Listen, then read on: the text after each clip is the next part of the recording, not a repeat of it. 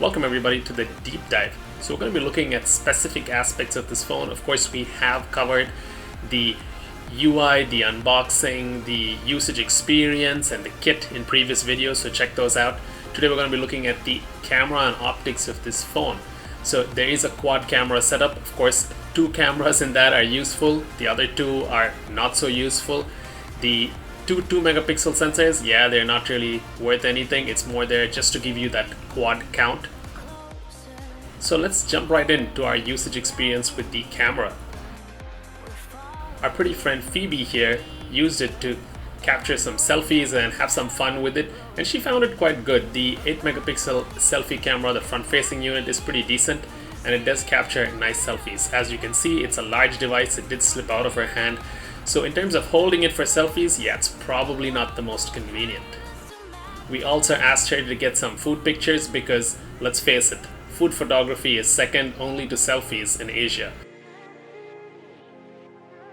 You'll notice here that yet again, when trying to get that picture of the pizza, the phone slips a little bit. So the device is large and balancing it in your hand is not the easiest thing, especially if you have small hands. So without further ado, let's review some of those photographs. As you can see, it does really well in the daytime. The colors are good, the green of the grass is beautiful, so daylight is where it shines. This one was clicked on a rainy day, but the detail again was good being daylight. We could literally zoom into the cars and look at their number plates.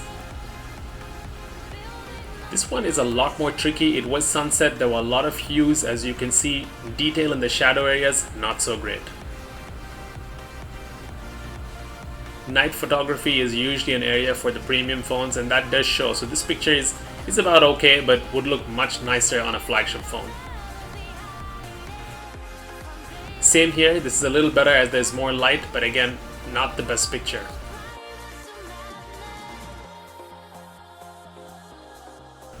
This one was taken during daylight. You could see that there's lovely color and the skin tones are also very good.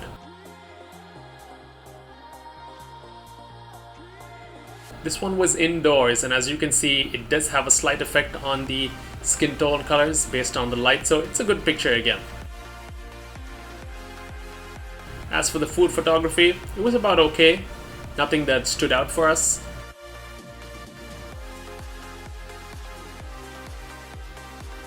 Looking at the detail on the pizza, it's quite decent. You gotta keep in mind that this is a budget phone and you're getting quite a good camera.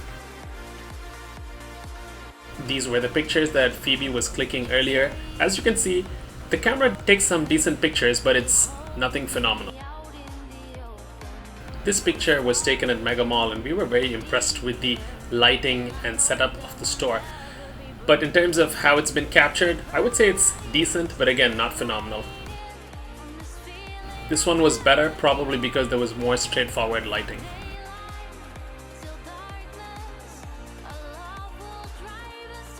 Again, outdoor is where this camera really shines.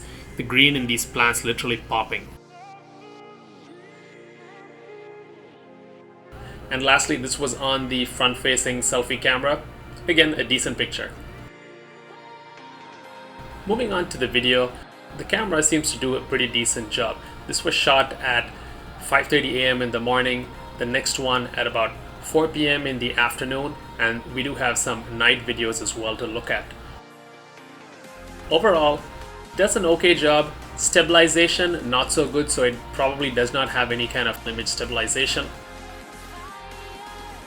All of the video was shot handheld, so in some cases you can see that the video is a little shaky, so stabilization is probably not the strong suit of this phone. All the videos were shot at 1080p, which is the maximum this phone supports. As for this particular video, it was a tricky one. It was inside a cab, the car is moving.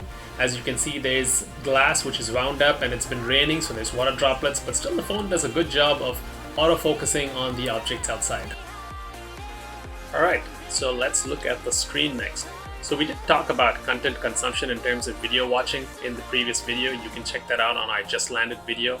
Here we're going to be looking more at the usability, the experience of reading text indoors and outdoors. So Phoebe took the phone out for a spin in an outdoor setup, so there was sunlight on the phone, and she was using it to look at her Facebook and other streams, and the experience was pretty good. She also scrolled through some of her pictures while indoors, and again, the screen was quite good. It's a glossy screen and it stayed bright throughout. We hope you're enjoying our content. Do subscribe for more tech videos like this.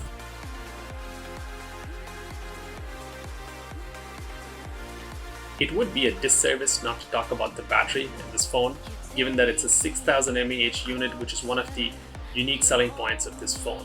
Also included is an 18-watt fast charger, which was good because charging up this battery to full takes quite some time, a little over 3.5 hours. You can pause now if you want to see the full matrix. In terms of usability, the experience was pretty good. We tried a ton of different apps. We did game on the phone. We did use both PUBG as well as Mobile Legends, and the phone was pretty smooth. If your use case is more light to medium, you can easily expect about 2 days worth of battery life on this phone, and given its long charge times, you could probably just charge it at night. To be fair, it's not always about fancy specs, it is about the user experience, and Phoebe did have quite a bit of fun with this phone.